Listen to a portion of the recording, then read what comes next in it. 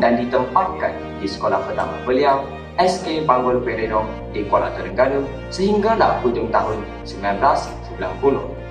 Beliau telah kembali ke negeri Perak pada tahun 1991 dan berkhidmat di SK Kampar selama 4 tahun. Pada 1994, beliau berkhidmat di SK Sungai Rokam selama 4 bulan sahaja sebelum menerima tawaran melanjutkan pelajaran beliau di University of Bristol, United Kingdom. Sekembalinya beliau dari UK, beliau ditempatkan di SMK Raja Permaisuri Padang Ipoh selama 3 tahun. I had and I am still and waiting in the silence until you come and sit a while with me. You raise me up so I can stand on mountains. You raise me up to walk on stormy seas. I am strong when I am on your shoulders. You raise me up. Don't forget about us. We hope you have fun in your journey as a retired teacher, and you will definitely be missed. Thank you. Ms. Foo, we will miss your valuable contribution.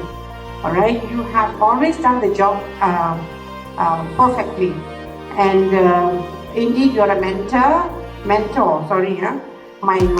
pronunciation is also going off, and an inspiration to many of us in the workplace.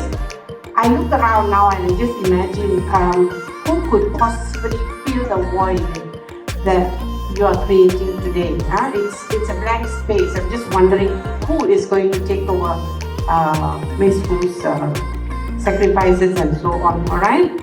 But of course, we cannot stop her. Now it's her time to take a breath, bask in all the glory, all the old students and so on that you're in contact with, all the past and present students, with all your other goals that you have in life.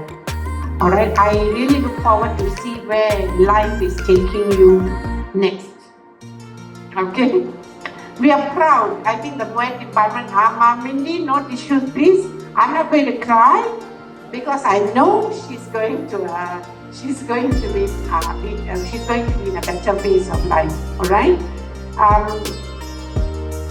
We are proud to have called you a colleague, a friend and colleague. Of course, we would have had our differences over the years, but you know, as we age, we mellow down.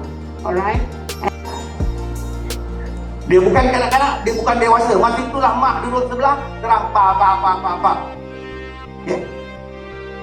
Yang Indian, sorry kalau saya salah, the first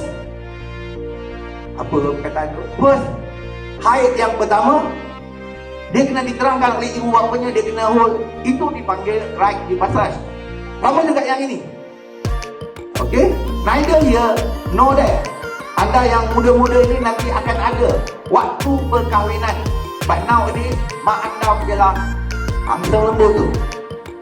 Dulu mak anda ke orang tua, dia akan beritahu, when you ada suami, you should do this, you do that. Okay? Sekarang saya terangkan pada Cik Foo, when you sudah retire, hari Isnin memang cuti tak apa. 2nd of January, boleh datang, don't worry, enjoy, kita boleh bertemu. Jadi maknanya dalam kehidupan kukuh kita, Encik Yusof, PK tingkatan 6, Encik Goslen, guru-guru kanan, Puan Norita, Puan Rosna, Encik Hasri dan Encik Aziz, dan guru-guru dan kawan-kawan saya semua, and all of you guys. Saya memang dah rancang apa nak cakap semalam. Tapi selepas dengar apa yang Joshua Ryan, nyanyian Joshua Ryan dan sebagainya, dah terlupa dah ucapan saya. Tapi terlebih dahulu, izinkan saya mengucapkan ribuan terima kasih Osnani dengan pasukannya yang bertungkus-lumus untuk menjadikan Majlis Persaraan saya ini satu realiti. Sebenarnya saya requestlah majlis ini yang menjadi sesimpel boleh. Tapi rasanya taklah menjadi, tak jadi macam itu. Sebenarnya bila saya mula mengajar, saya tak boleh bayangkan pada satu hari nanti saya akan bersara. Masa itu memang saya tak boleh bayangkan hari ini langsung. Dan tanpa disedar, sekelip mata sahaja, saya dah sampai ke hujung perjalanan kerjaya saya. Seperti Joshua Ryan kata, saya tak sedar pun rambut saya dah jadi uban. Memang bila saya mula mengajar dekat Kuala Terengganu kan, memang banyak cabaran yang dihadapi, banyak cabaran yang diharungi.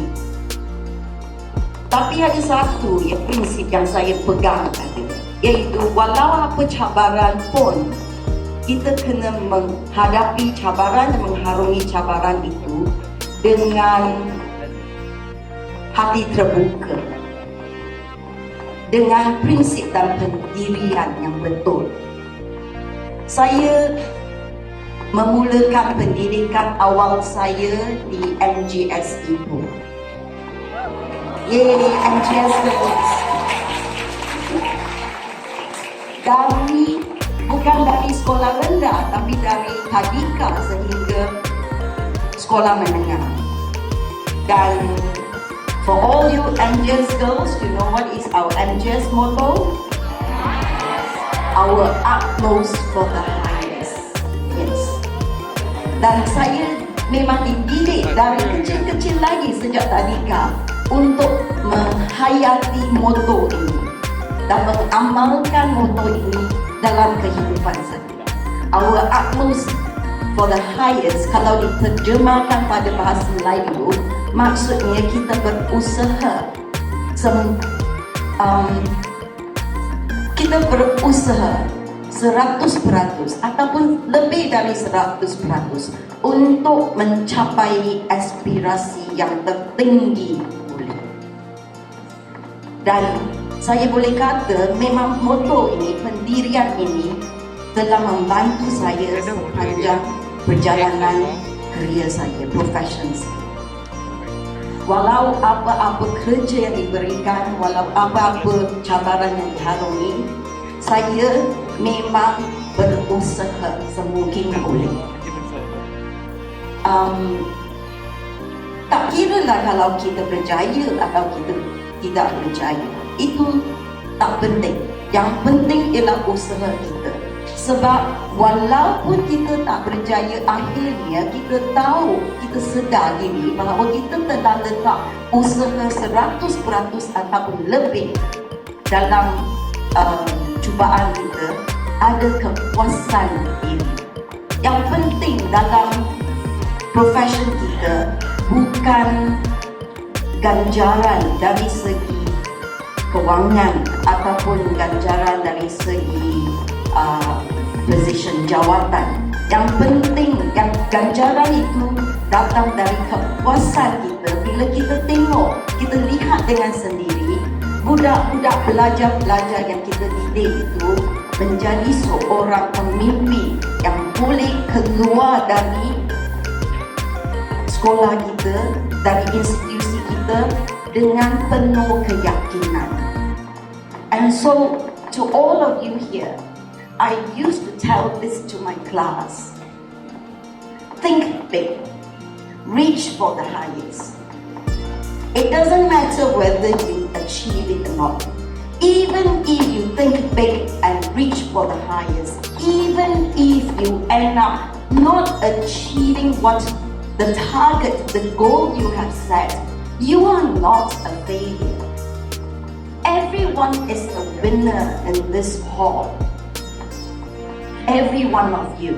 We don't necessarily need to reach our goals on our first attempt. Life is like that, right? You try, and all that matters is you try. And at the end of the day, you are honest with yourself.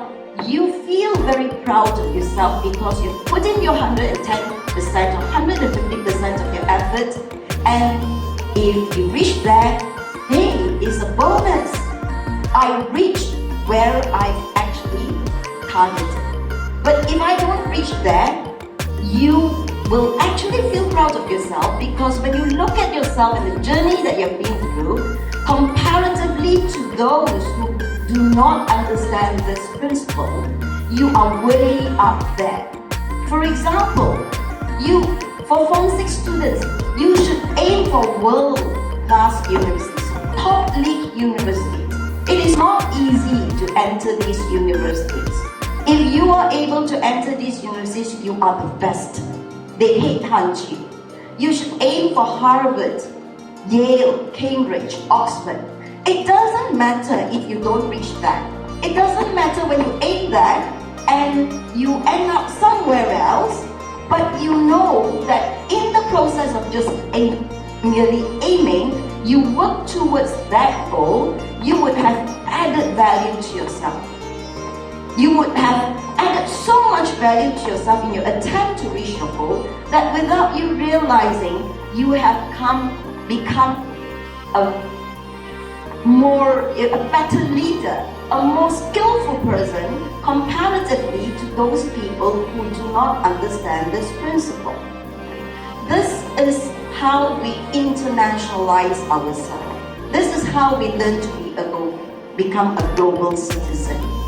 Do not poo-poo attempts, opportunities, which open up to you, or to learn new skills. Do not say, well, I only want to learn Chinese, I don't want to learn English.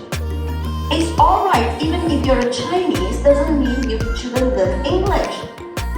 The world today needs multilingual people. The world today needs people who are well-traveled. Don't say, well, I'm very comfortable in Malaysia, I miss home, and I do not want the opportunity to travel abroad. Sometimes, right, all these things look like they are very, very, they are just not what you want. No, it doesn't seem serious. It is like traveling. You do not understand that learning comes with fun. Memang betul. Kadang-kadang dalam kelas kita tak perlu minta budak. Mesti duduk situ, buka buku dan belajar. Kadang-kadang bila kita bergurau, kita ajar, kita berhenti sikit, sembang, ajar sikit, bergurau. Semasa sembangan kita dengan pelajar, semasa gurauan kita dengan pelajar, itu juga saat-saatnya ada pembelajaran. Dan pembelajaran itu bukan hanya sehala dari kita sebagai seorang guru kepada belajar. I have to say to all of you, I would like to give you a big thank you, because of you, I had learned a lot.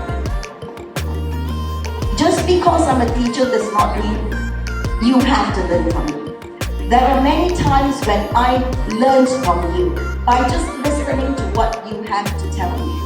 You just didn't know that, but it added value to my experience and how I craft my lessons the next day. When I craft my lessons, I pitch it to your needs, to what you want, to what you desire, what you aspire to be. And in that way, I learned. I have learned from my students all the years, all the 37 years that I have been in service. So, I think I would not bore you with a very long speech, but before I leave the stage, I would have to say thank you very much to all of you.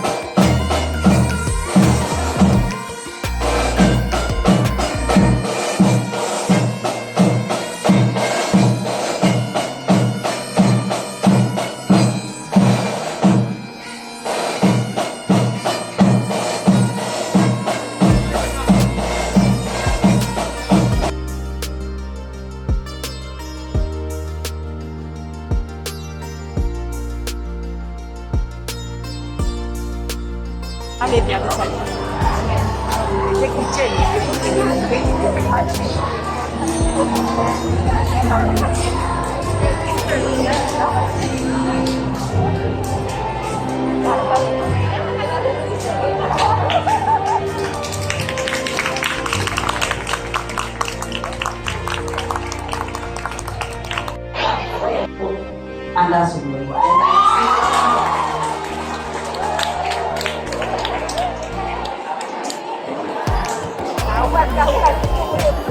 Kawan-kawan